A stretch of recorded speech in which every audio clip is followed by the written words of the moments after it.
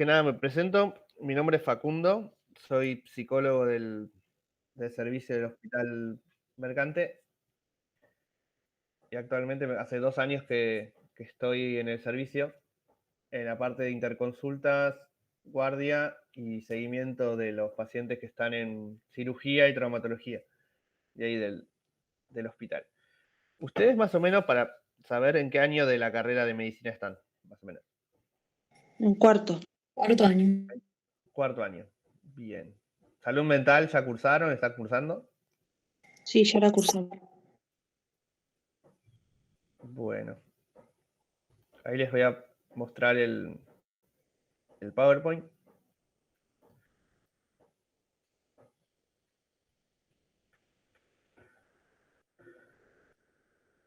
Ahí está.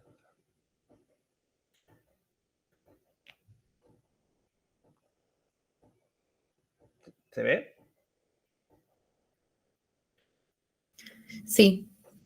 Perfecto. Bueno, igual quédense tranquilos que después de la clase se lo envío a la alumna referente junto con el material para leer. ¿Sí? Así que quédense tranquilos que después se lo mando para que lo tengan de guía para el examen. Bueno, la clase de hoy, como título, tiene la importancia de la clasificación, modelos y criterios en materia de salud mental. Como un objetivo general, se trata de acercar dos conceptos importantes que tienen que ver con la semiotécnica, que es la técnica de la búsqueda de un signo, y la clínica, que es una enseñanza destinada a reunir y explicar los signos y síntomas para llegar al diagnóstico.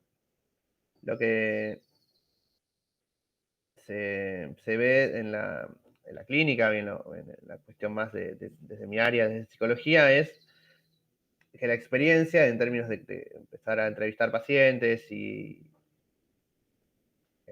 ya sea en el contexto hospitalario, también yo me dedico al contexto clínico en el consultorio, la práctica nos da cierta técnica para buscar un signo particular de cada cuadro clínico. Que después vamos a ver que es un poco complicado en lo que tiene que ver con salud mental. Y la clínica también nos enseña para reunir y explicar distintos signos, porque a veces el mismo signo o síntoma se ve en distintos cuadros clínicos y ahí a veces la clínica va derivando para llegar a un posible diagnóstico. Por eso es importante también un enfoque orientado al paciente, por más que haya categorías fijas o delimitadas, lo que en realidad nos da más el criterio de ver qué diagnóstico tiene es escuchar al paciente y su subjetividad y cómo ésta va armando su cuadro clínico o no, sus experiencias, sus conductas, etcétera, van moldeando un poco para llegar a un diagnóstico y un posible tratamiento. Bueno, es un concepto más general que tiene que ver con la semiología, que es la ciencia que estudia las alteraciones en los procesos psicológicos y conducta. En psicopatología, la semiología se encarga del análisis sistemático de los signos y síntomas de los distintos cuadros mentales. Podemos definir un signo como una manifestación objetiva de un proceso o estado patológico. En este sentido, es muy distinto leer la palabra signo como en medicina como en psicología. Por ejemplo, en medicina, un signo característico de alguna enfermedad puede ser, no sé, alguna mancha en la piel, que es un signo objetivo, real, concreto de un estado patológico. Que si tiene esa mancha, lo tiene, si no lo tiene esa mancha, no lo tiene. En cambio, en psicología, a veces el mismo signo, como lo puede ser, no sé, algo más típico y más actual, puede ser la ansiedad, puede ser vista en un montón de cuadros clínicos y eso no es solamente un trastorno, la ansiedad, sino que la ansiedad es un síntoma que puede estar presente en un montón de cuadros clínicos. Entonces hay que ver cómo ese concepto o ese síntoma se lee en los distintos cuadros clínicos que puede tener un paciente. Hay ansiedad en la depresión, hay ansiedad en la psicosis, hay ansiedad en las fobias, hay ansiedad en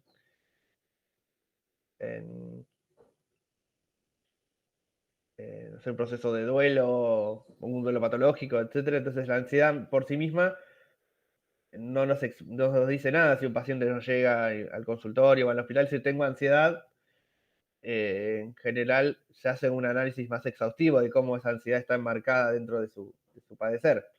Porque puede ser un trastorno típico de ansiedad, una ansiedad generalizada, o un paciente que puede tener alguna sintomatología psicótica y entra al hospital con una crisis de ansiedad que tiene que ver quizás con que estuvo durante algún tiempo con alucinaciones o delirios, y eso le produce un cierto estado de agitación que lo podemos leer como ansiedad. En psicopatología los síntomas son más frecuentes que los signos. Nosotros hablamos siempre de síntomas más que de signos, porque en general en psicología no se ven tantos signos, o sea, algo muy característico que esté presente en un determinado cuadro clínico, sino que se ven síntomas que son lo propiamente expresado por el paciente. O sea, me duele la cabeza, tengo ansiedad, no puedo parar de pensar, tengo miedo a morir. Son síntomas que los pacientes nos refieren, que son por los propios dichos del paciente y no tanto por un signo particular visible. Entonces es poco más complicado llegar a un diagnóstico certero, sino que podemos saber las distintas clasificaciones de cómo nos permiten ubicar los distintos síntomas y llegar a un concepto o a un nombre que después nos permite predecir o llevar al diagnóstico adecuado. El síndrome es una combinación entre signo y síntoma que aparece en un determinado cuadro psicopatológico. Tengo que admitir a más. Ah, sí, doctor, eso mismo le iba a decir. Estaban pidiendo en el grupo que los acepte. Gracias. Ahí está. Ahí está.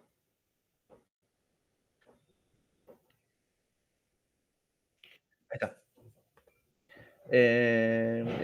Decía entonces que el síndrome es una combinación entre signo y síntoma que aparece en un determinado cuadro psicopatológico, aunque no necesariamente tiene que darse las correspondencias entre un síndrome y un cuadro. En psicología, a veces un síndrome puede estar presente en un montón de cuadros clínicos, y a veces es muy difícil pensar un diagnóstico particular para el paciente, sino que empezamos a leer los determinados síndromes y con los diagnósticos en general en psicología se van construyendo y se van precisando luego. Así que admito más.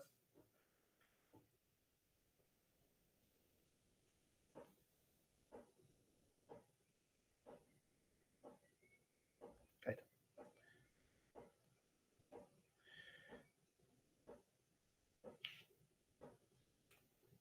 Bueno, por eso en medicina y también en psicología, también en la mayoría de las carreras de la salud, es importante clasificar.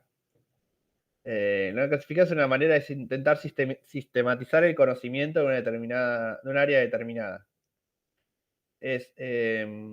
Uno empieza a ver muchísima cantidad de pacientes y los empieza a agrupar por características parecidas o por características que algunos pacientes lo tienen y otros no lo tienen.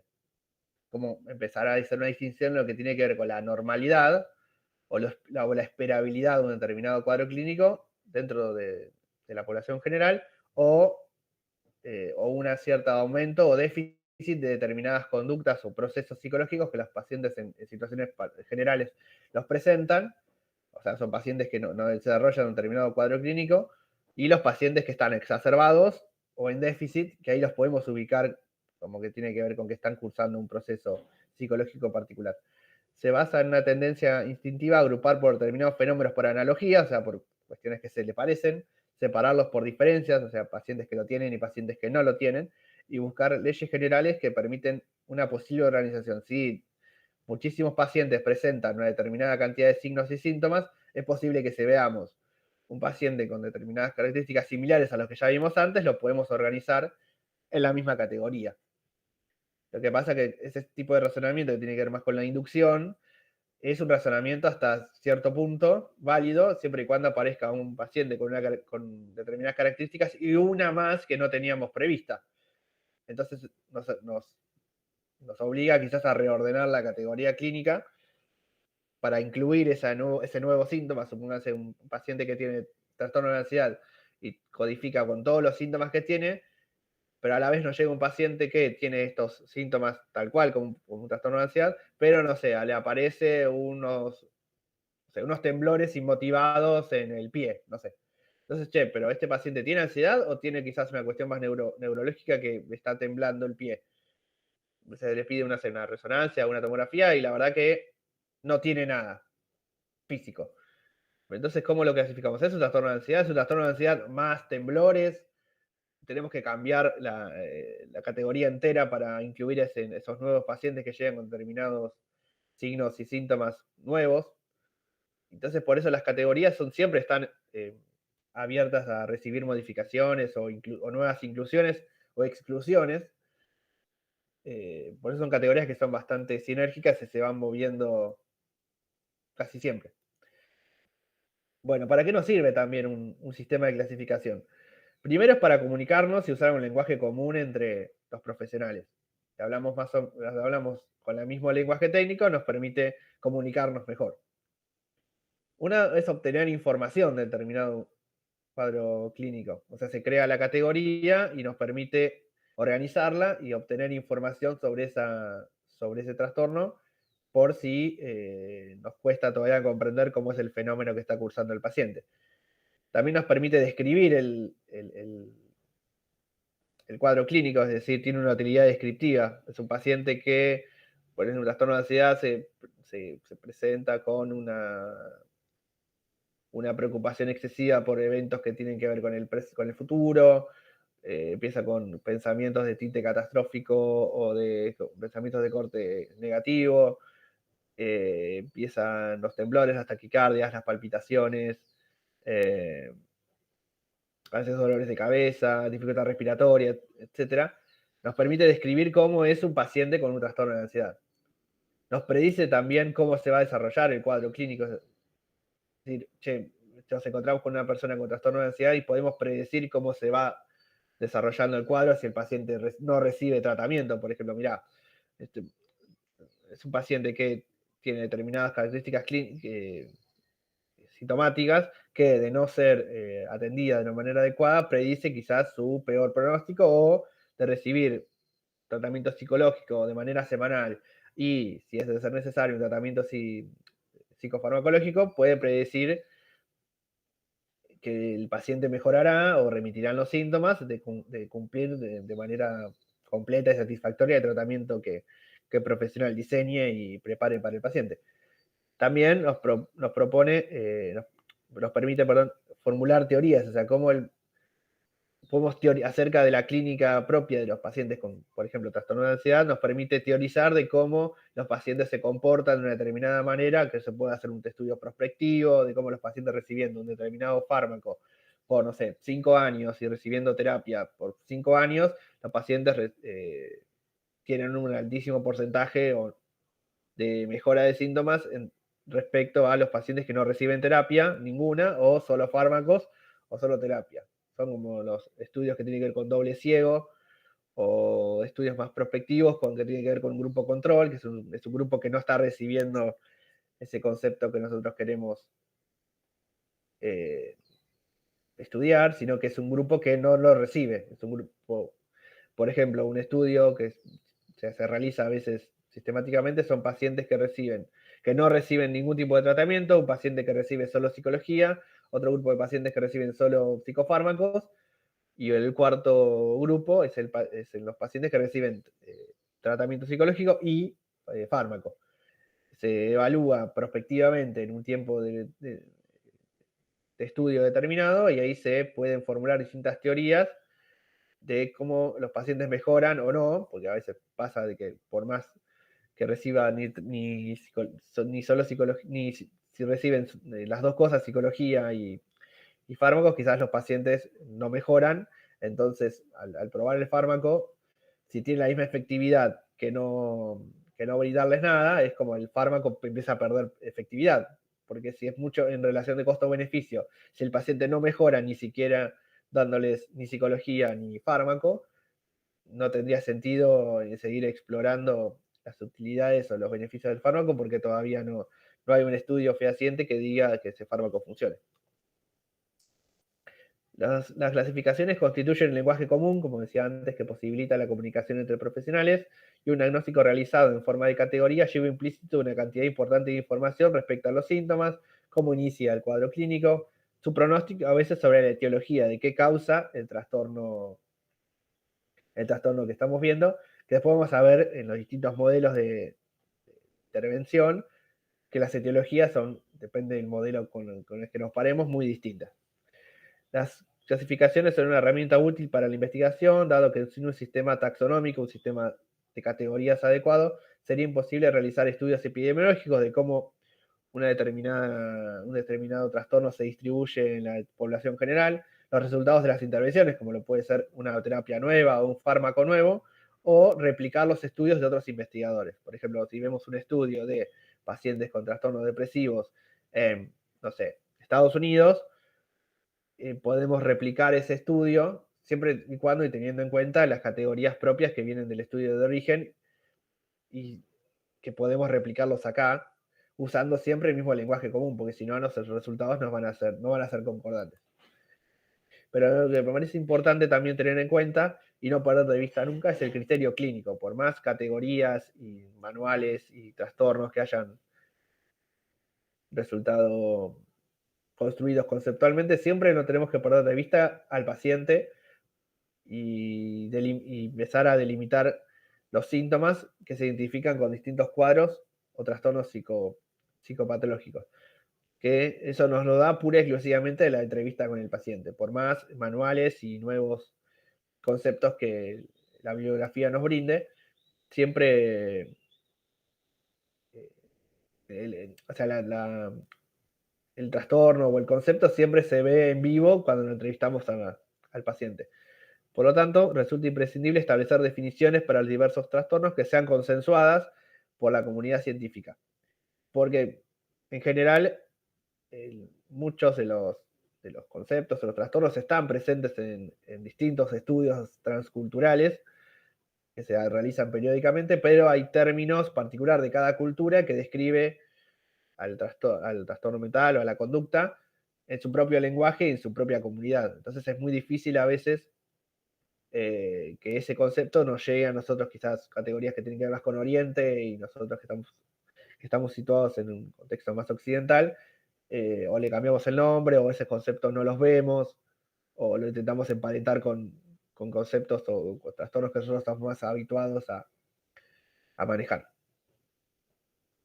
Bien, los distintos criterios que definen los distintos cuadros psicopatológicos. Como un criterio biológico, un criterio clínico, que eso nos da en la observación misma y la entrevista con el paciente.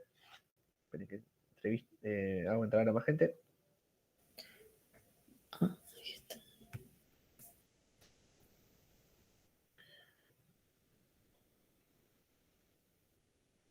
Alguien levantó la mano. No es que entró alguien.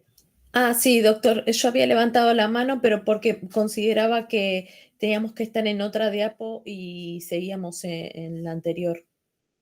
Pero bueno. ya me apareció. Gracias. Disculpe. Está bien. Un criterio clínico, un criterio subjetivo, o sea, tiene que ver más con la propia perspectiva del paciente. Un criterio social o interpersonal, o sea, cómo las sociedades mismas van creando y excluyendo distintos cuadros clínicos, y un criterio estadístico, o sea, si un determinado porcentaje de la población general tiene este determinado síntoma, nos puede predecir que el porcentaje restante que no lo tiene, o podemos pensar lo que no lo tiene de ninguna manera, o lo tiene o en déficit o en aumento ese determinado síntoma. Entonces nos permite construir distintos estudios que van precisando más la presentación del cuadro clínico en la población general, independientemente si la población general tiene o no tiene el cuadro. Nos permite predecir y empezar a construir epidemiología también. Ahora vamos a empezar con los sistemas de clasificación, que son dos: un modelo categorial y un modelo dimensional. ¿Una vez habrán escuchado hablar del DSM, el CIE-10? ¿Me han escuchado nombrar? No. En salud mental, sí. Es un manual de psiquiatría para que yo me Ok, acuerde. el DSM es el Manual Estadístico y Diagnóstico de los Trastornos Mentales, y el CIE-10 es la Clasificación Internacional de Enfermedades. En el CIE-10 están descritas la mayoría de las enfermedades en general, sea no de causa de salud mental o no, y el DSM, ahora en su 5ª edición, que creo dentro de poco va a salir la 6ª, están todos precisados y descritos la mayoría de los trastornos mentales. Ahora vamos a empezar con la clasificación categorial. Habitualmente es el más usado en medicina. Medicina tiene que ver más con el corte médico. Asume que la clasificación se compone de entidades, que en este caso lo podemos precisar como enfermedades, que se configuran en categorías delimitadas. Por eso está este pequeño recuadro, que es a modo de ejemplo que las categorías son mutuamente excluyentes y que cada cual tiene su propio límite. Por eso son compartimentos estancos que que están delimitados fuertemente y no se comparten con otra categoría. El paciente tiene una enfermedad si cumple con los criterios diagnósticos. Por ejemplo, si el paciente, tiene, convulsiones, tiene un ritmo cerebral acelerado o enlentecido, tiene ausencias, tiene muchos dolores de cabeza, dificultad para mantener la postura erguida, etc., podríamos empezar a pensar que si cumple con todas estas categorías delimitadas, podemos pensar en un paciente que tiene epilepsia, por dar ese ejemplo, y no tiene otra. O sea, tener epilepsia con ese cuadro clínico lo invalida para tener otro cuadro clínico con las características similares. O sea, el paciente es epiléptico y es epiléptico. Entre una categoría y otra, o entre la normalidad y el diagnóstico, no hay una continuidad de transición. El paciente es epiléptico o no lo es. Son mutuamente excluyentes. Las categorías se constituyen en virtud de compartir un mismo patrón de síntomas. Para todos los pacientes que tienen convulsiones, tienen ritmos cerebrales aumentados o disminuidos, tienen dificultad para mantener la cabeza erguida, o tienen movimientos espásticos, etc., podemos ubicarlos, si tiene ese mismo patrón de síntomas, ese listado, lo podemos ubicar en la categoría epilepsia. Ahora vamos a pasar a otra de clasificación que es un poco más moderna. Está más o menos hará 20 años, 15 años que existe este modelo de agrupar a los distintos cuadros clínicos, que ese sí es el más usado en psicología, donde asigna a los pacientes no una categoría concreta, sino que presupone la existencia de dimensiones, en cada una de las cuales se ubicaría el paciente. Un ejemplo más claro y donde se puede ver más este cambio de paradigma en pensar los distintos cuadros clínicos es, ustedes han escuchado nombrar lo que es el TGD o el trastorno generalizado del desarrollo o el autismo. Muy poco. Sí, sí. Bueno, antes el autismo en la época de los 80 o de los 90 se diagnosticaba como TGD, trastorno generalizado del desarrollo. Era una categoría propia, exclusiva y mutuamente excluyente con otros cuadros clínicos. En cambio ahora se habla más de un TEA, un trastorno del espectro autista, que tiene que ver con cómo el paciente se ubica en un determinado espectro desde la mayor necesidad de apoyo a la menor necesidad de apoyo. O sea, el paciente está como en un degradé, ahí como la imagen lo muestra, entre, supongamos, la mayor necesidad de apoyo y la menor necesidad de apoyo. En ese espectro se ubica el paciente, dos pacientes que tienen características, que tienen el mismo diagnóstico, puede ser trastorno del espectro autista, son quizás pacientes muy distintos, son pacientes que quizás necesitan de apoyos en términos de terapias o de fármacos o de asistentes en la escuela o en su trabajo o domiciliariamente. Es una manera de describir el autismo, u otros chicos que solamente necesitan determinadas intervenciones de terapia y el paciente tiene un excelente pronóstico. Entiendan que son dos pacientes con el mismo cuadro clínico, pero con presentaciones totalmente distintas y con diferencias en la necesidad de apoyo muy distintas. Doctor, no sé cómo llamarte, pero ¿cuáles son los cuadros que tienen espectro además del autismo? Porque yo sé que otros también tienen espectro hoy, pero solo escucho del autismo. ¿De espectro a qué te referís? A pacientes que... Claro que necesitan mayor nivel de apoyo y menor nivel de apoyo. O sea, hay otros trastornos, o en realidad cuadros, ¿no? No sé cómo... Sí, podemos pensarlo con a ver, no es una cuestión solamente de salud mental, sino tiene que ver más con lo orgánico también, como lo puede ser el ACV. Un accidente cerebrovascular si bien tiene una categoría médica, es decir, puede producirse por una isquemia o por una ruptura en el vaso sanguíneo, los vasos sanguíneos del cerebro, pero conforme va avanzando el cuadro clínico, pueden ser pacientes que no necesiten apoyo, solamente con algún fármaco o que ni siquiera, o pacientes que sí necesiten muchísimo apoyo, como lo puede ser rehabilitación, kinesiología, terapia, fármaco, asistencia a algún bastón, alguna prótesis, etcétera, que podemos ubicar lo que tienen, son dos pacientes que tienen el mismo cuadro clínico, que uno puede ser recuperarse de un accidente cerebrovascular, pero las necesidades de apoyo son muy distintas. Pero, perdón, es que no sé explicarme muy bien, no A es ver. mi vocabulario, pero lo que pregunto es, por ejemplo, en una ACV es más como lo biológico. Vos Sí, determinamos el apoyo según un objetivo, ¿no? Restaurar el movimiento o entonces que esa persona aprenda a estar con este cambio. En salud mental para mí me parece un poco más fluido, ¿no? sí.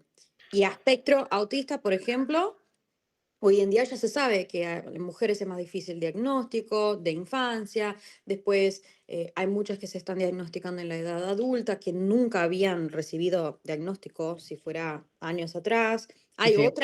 ¿Hay otros cuadros que es parecido o es más el autismo?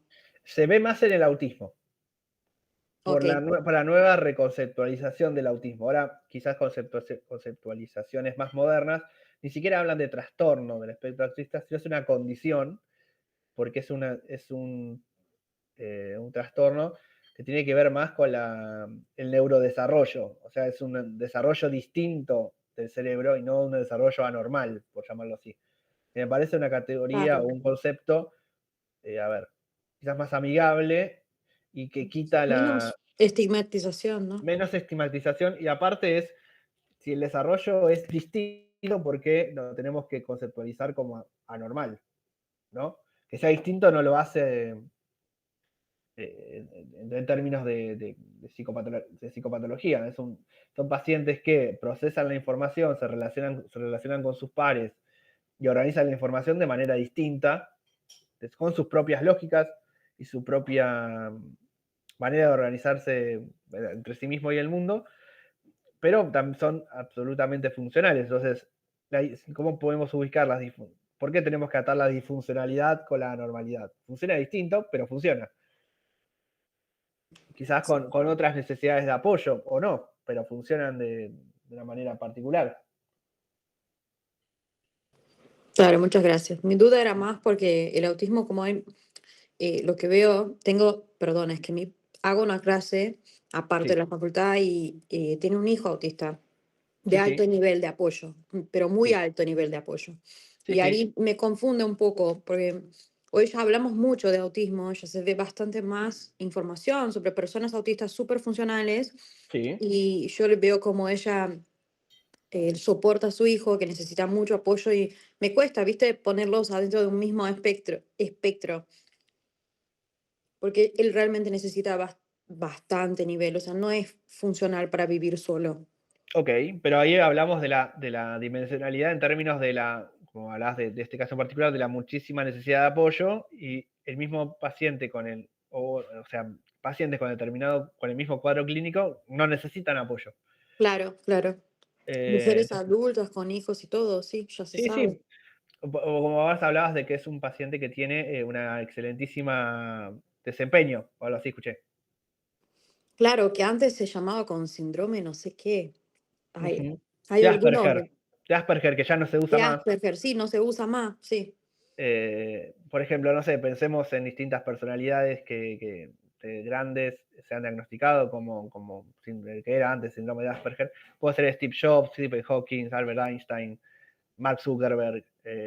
Son pacientes que recibido quizás diagnóstico de lo que se llamaba antes síndrome de Asperger, o podemos ubicarla ahora como trastorno del espectro autista, y sabemos que han sido mentes brillantes que han diseñado determinadas cosas o sistemas o procesos que quizás exceden la capacidad intelectual o de procesos de una persona neurotípica, por ubicarla de esa manera, sino que son pacientes que tienen determinadas maneras de procesar la información que les ha permitido desarrollar todo lo que fueron desarrollando a medida de sus trabajos o de sus estudios.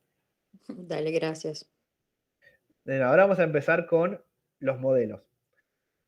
Como una definición, un modelo representa una orientación para explicar la conducta, en este caso, la conducta normal, guiar la investigación, interpretar los resultados o marcar variables sobre las cuales hay que intervenir. Un modelo es como una especie de... Sí. Perdón que te interrumpa. ¿Vos estabas mostrando alguna diapo? Porque yo estoy viendo solo una de patológicos. Sí. Se ve. Sí. ¿Esa es? Ah, ok. Pensé que estaba hablando de un modelo en especial. Ok. Estoy en la parte de modelos. ¿Se ve? Ahora recién la estoy viendo. Ahora sí, me parece que hay, por eso anteriormente levanté la mano. Creo que hay como un delay, hay un retraso. Ahí está. Gracias, Facu, disculpame. Perfecto, gracias, doctor. Ahí se ve la que dice modelos de intervención. ¿Se ven todos? Ahora sí. Ahora sí. Bueno, un modelo, como decía antes, representa una orientación, es como una guía para explicar la conducta, guiar la investigación, interpretar resultados o marcar variables sobre las cuales hay que intervenir. El primer modelo, que quizás es el que va más de la mano de la medicina, es el modelo biológico. Este modelo parte de una concepción médica de la psicopatología que tiene que ver con las alteraciones psicopatológicas, tiene que ver con anormalidades biológicas. Este tipo genético, como lo puede ser una trisomía del par 21, como es el síndrome de Down, el síndrome de Rett, el síndrome de Turner, Klinefelter, etcétera, que son, podemos llamarlas cuestiones que tienen que ver más con lo genético, que tiene sus implicancias también en lo psicológico. Bioquímico, como lo puede ser un déficit en algún neurotransmisor, o en la corriente eléctrica del cerebro, pre o postsináptica, una cuestión más neurológica, en el desarrollo o no de determinadas áreas, hay una atrofia, una dismorfia en determinada área del cerebro, que también, como lo es de tipo biológico, también tiene sus implicancias en el desarrollo que tiene que ver con lo psicológico. Los principales aportes de este modelo son obviamente un incremento en la comprensión de la dimensión biológica de la conducta, o sea que no podemos soslayar, por más que lo psicológico quizás a veces se cinde un poco de lo biológico, no podemos dejar de lado que hay cuestiones biológicas atadas a cuestiones psicológicas. Eso es como indiscutible. Un énfasis en el método científico como forma de estudio en psicopatología. A veces un poco la psicología se aleja un poco o no se rige tanto por el método científico, sino que es más desde la experiencia personal, que eso quizás es un modo para discutir y de que vos pensarlo para debatir, que a veces la psicología o con determinados discursos o determinadas corrientes se alejan un poco del método científico para explicar o predecir los determinados cuadros clínicos, sino que se hace propio desde el discurso, desde quizás otras corrientes que se atan más a la filosofía, algo más alejado de lo que tiene que ver con lo médico. Tiene que ver un poco el esfuerzo para clasificar los diferentes trastornos mentales que ha permitido dotar a la comunidad de un lenguaje diagnóstico común y operativo. O sea, es un lenguaje que usamos todos y a la vez nos permite comunicarnos e intervenir claramente con un paciente que todos los colegas lo entienden y lo manejan. También no es para dejar de lado que en la década más o menos del 50 o del 60 se empiezan a desarrollar los primeros psicofármacos, con la clorimipramina como el primer fármaco creado y diseñado para tratar los trastornos mentales que tenían que ver más con la psicosis o pacientes que cursaban algún grado profundo de depresión. O sea, piensen que los fármacos tienen 60 años nada más de diseño y de desarrollo, y es algo como bastante relativamente nuevo. con el desarrollo de este fármaco, y miren la cantidad de fármacos para salud mental que existen hoy en el mercado. Hay muchísimos fármacos que se diseñan, que son cada vez más específicos, con menores efectos adversos, que esa es que todavía la psicología todavía no ha perdido su pata médica o que tiene que ver más con lo psiquiátrico, porque a veces en determinados cuadros clínicos tienen que ir los dos de la mano, digo, lo que tiene que ver con recibir terapia psicológica y terapia farmacológica. Y eso solamente lo permite el diseño y el descubrimiento y la puesta en práctica de determinados fármacos, sino desde la biología. Un modelo psicodinámico reconoce la importancia de los factores psíquicos en la conducta, tanto normal como anormal, y plantea una continuidad entre normalidad y patología. Según este modelo, hay fuerzas internas o inconscientes que determinan la conducta. Concretamente, conflictos psicológicos internos originan y mantienen el trastorno psicopatológico. Creo que el ejemplo más visual o más claro de este modelo tiene que ver con el psicoanálisis, que muy resumidamente podemos pensar de que hay fuerzas internas e inconscientes que tienen determinadas personas que tienen que ver con sus experiencias infantiles, que determinan la conducta posterior y adulta, y quizás pueden ser conflictos que nunca han sido resueltos, y que estos conflictos propios internos originan y a veces mantienen el trastorno psicopatológico. Por fuerzas internas podemos hablar de lo que se llama comúnmente en psicoanálisis el deseo, la pulsión, etcétera, que determina la conducta o no, y cómo ese conflicto interno tiene que ver con el deseo, con la relación con los padres, con el yo, con el ello y con el super yo, que son términos más de este discurso, originan y mantienen el trastorno psicopatológico y a la vez predicen y predisponen las conductas o determinadas elecciones en la vida del sujeto. Y lo que plantea también es una continuidad entre la normalidad y la patología, porque según estos discursos más de corte psicodinámico, son conflictos que los tenemos todas las personas, siempre y cuando estos conflictos han sido de una manera resuelta, esperable o no, y cómo estos conflictos y su fuerza delimitan o no la predisposición a desarrollar un cuadro clínico o no. Los principales aportes tienen que ver con un reconocimiento de las emociones en la vida psíquica en general y la génesis de los trastornos psicopatológicos en particular, una visión dimensional, es decir, como un espectro, una caracterización más no tan estanca, sino de un continuo entre los conceptos de normalidad y anormalidad, y la introducción de la biografía de la persona. Me parece que, discusiones aparte, digo, lo que permiten los modelos psicodinámicos es empezar a darle más importancia a la biografía de la persona, darle más importancia a la anamnesis, de cómo estas personas han vivido o han sido expuestos o no a determinados traumas o situaciones traumáticas, y eso solamente nos lo da la anamnesis con la persona, en la entrevista, preguntar quizás en el curso de un tratamiento o en una primera entrevista, por qué consulta, qué otras situaciones le han pasado en su vida afectiva que se relacionan o tienen implicancias de lo que le pasa ahora actualmente o no. Me parece que es uno de los primeros modelos que le dan importancia a qué le pasa al paciente, o sea, como una pregunta quizás más básica o más originaria de que, bueno, el paciente concurre a terapia porque algo le sucede o que desearía que algo deje de pasarle o le pasa, o si sufre alguna situación traumática, es bueno empezar a palabrarla y caracterizarla para quizás encontrar el origen, si hubo antecedentes de esto, si hubo antecedentes familiares de esto, y cómo la vivencia pasada empieza a moldear sus vivencias futuras. Después es un modelo que tiene que ver más con lo humanista, que plantea que cada persona tiene de forma innata un potencial de crecimiento y actualización que constituye el motor de su conducta.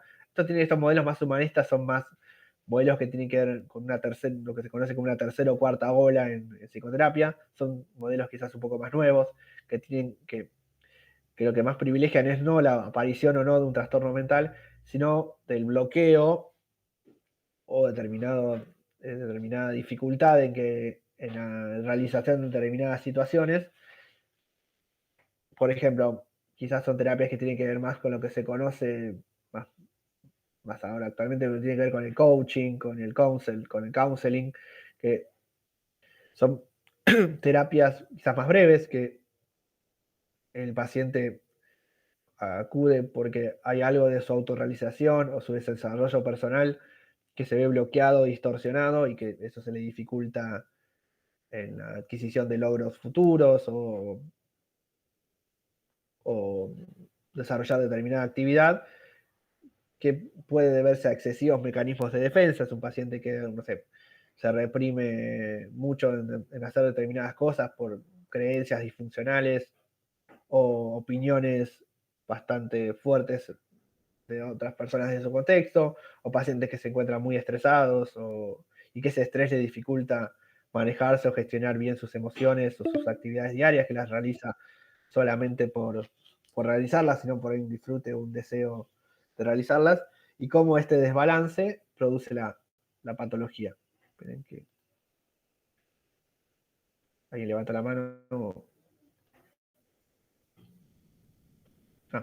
En 15 minutos termina. Esa se me avisa. ¿Vale? Nos queda poquito.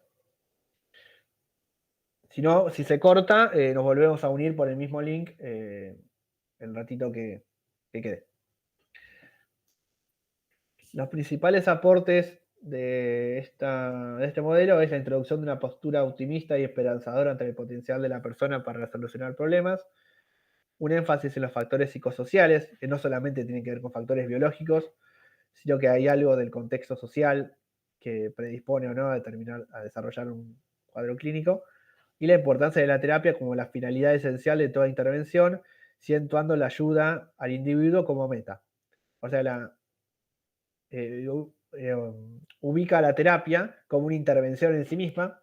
Quizás acá se empieza a desapegar un poco de la medicina, sino como una terapia, como un instrumento de intervención propio del discurso psicológico, situando la ayuda al individuo, o sea, el que el paciente pueda desarrollarte y trabajar todos estos conflictos internos, y que cómo esta ayuda y estas intervenciones empiezan a mejorar su vida diaria.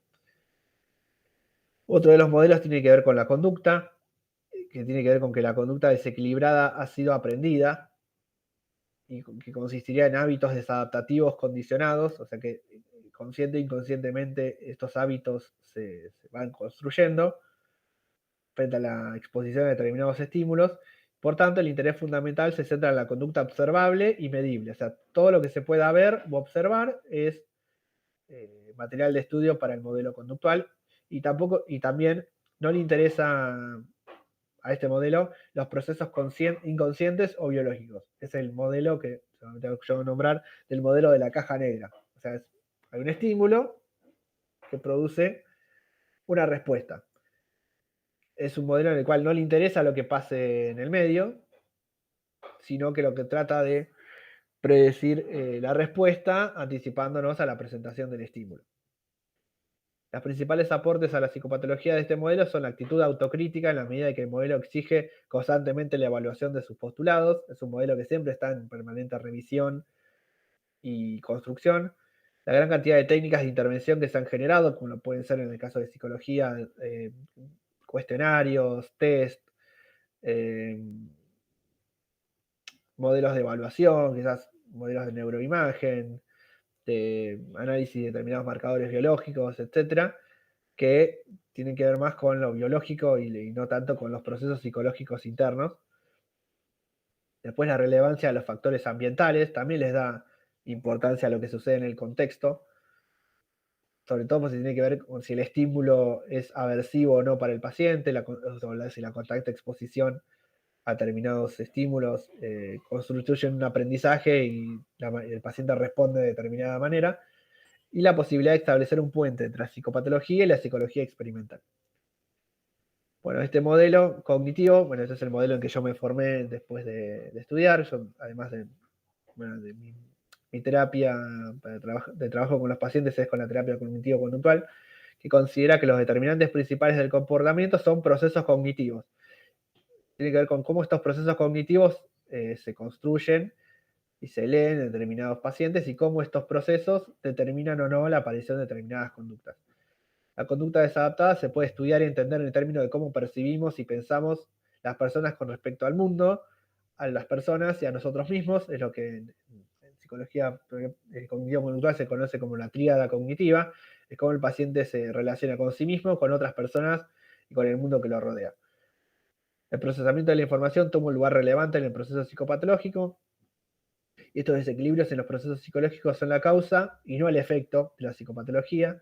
Y cuando estas percepciones son distorsionadas e irreales, probablemente la conducta será desadaptada. Los principales aportes a este modelo es la ruptura de las concepciones del sujeto como ser pasivo que sufre enfermedades, que está sometido a estímulos y demandas ambientales o que se encuentra bajo la acción de procesos y conflictos subyacentes. Esto cambia la concepción de que el paciente es un ser pasivo que le pasan cosas, sino que es un modelo que la persona puede seleccionar, elaborar, procesar y recuperar información de su mundo, y cómo esta información la puede procesar de una manera distinta para que la exposición a determinados estresores sea bastante más adaptativo para él y no que produzca situaciones que el paciente no pueda gestionar.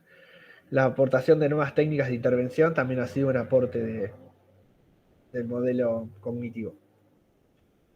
Bueno, y como último, les quería comentar de un caso clínico para que ustedes más o menos, con lo que ustedes han escuchado de la charla de hoy, puedan conceptualizar y desde determinados modelos de intervención cómo este caso clínico puede ser abordado de distintos modelos de intervención, y ahí vamos a ver las diferencias.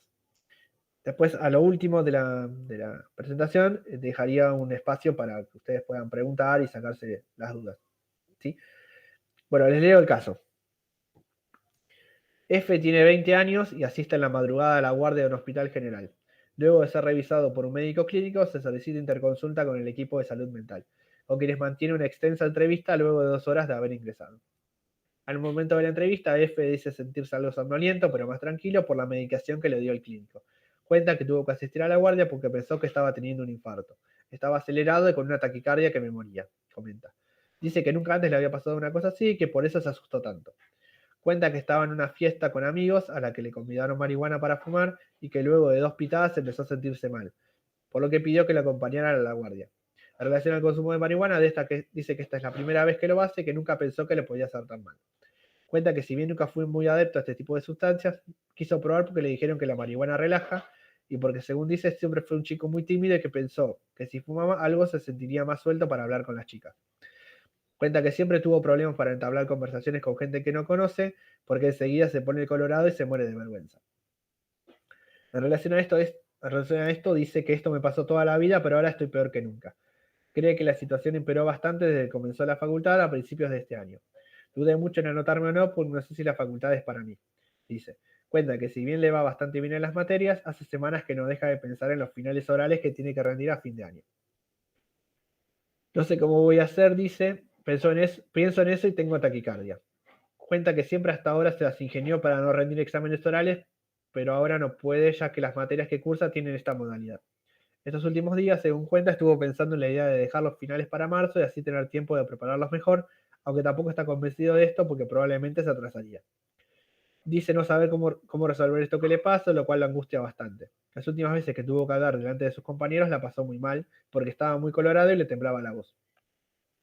Quedé como un tarado, todos se dieron cuenta. Dice, desde entonces trata de sentarse al fondo del aula para pasar desapercibido y cuando sabe que van a trabajar en grupo directamente no va. Es terrible que te pase eso, sentís fuego en la cara y todos se dan cuenta. Lo peor que te puede pasar, prefiero no ir y listo, dice. Cree que todo esto que le pasa tiene que ver con su madre porque es igual a ella. Siempre le resultó muy difícil hacer las cosas y creo que por eso nunca llegó a recibirse. Me contó que le pasaba lo mismo cuando estudiaba. Se le pregunta sobre lo que piensa acerca de la posibilidad de comenzar un tratamiento, ante lo cual responde que tal vez podría hacerle bien para resolver el problema con la facultad, aunque no sabe si le serviría. Nunca antes realizó tratamiento psicológico ni psiquiátrico. Esperen que... Bueno. ¿Qué piensan de este caso? Yo pienso que tiene ataque de pánico, ¿puede ser? Por la Puede ansiedad ser, que maneja puede ser. y que se Sí, exacerba con el consumo de marihuana.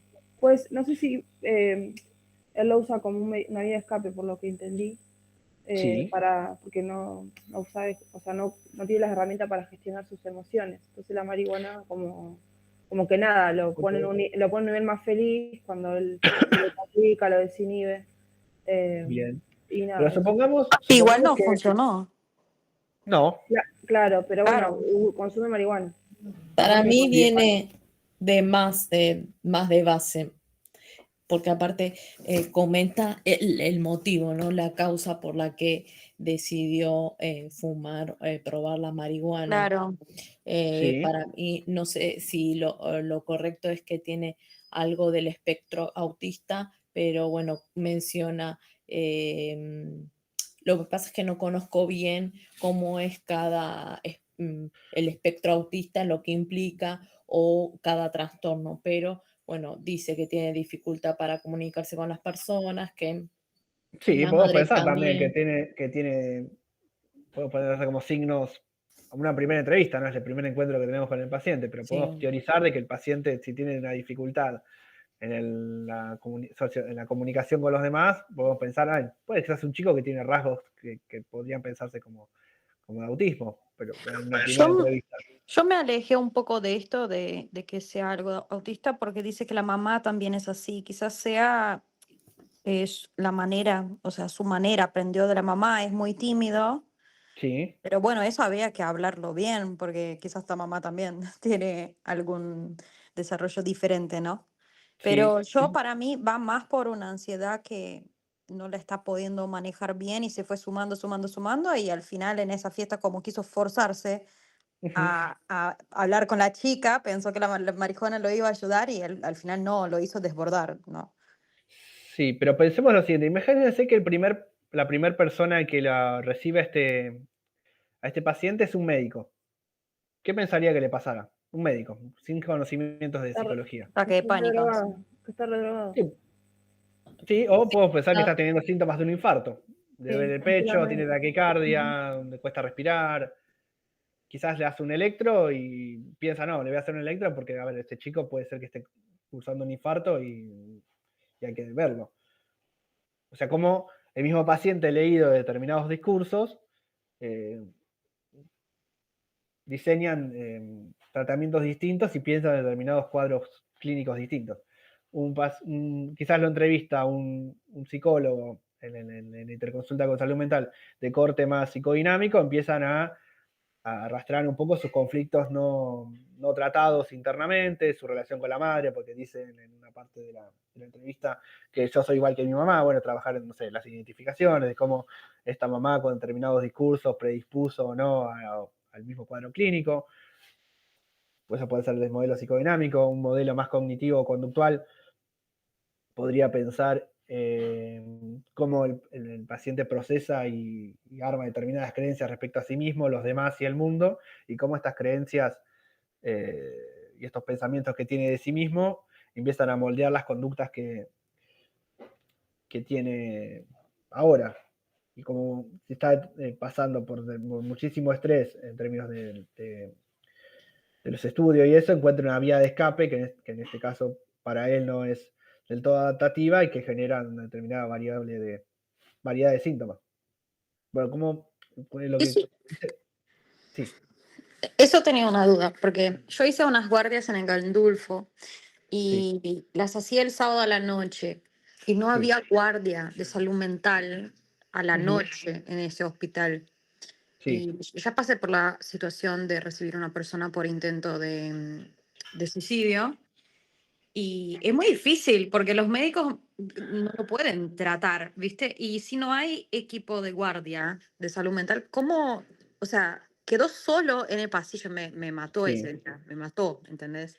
Porque estaba claramente muy triste, lloraba mucho, decía que no tenía nadie para llamar y nosotros los médicos no nos dejaron estar ahí porque había mucha gente para atender, ¿viste?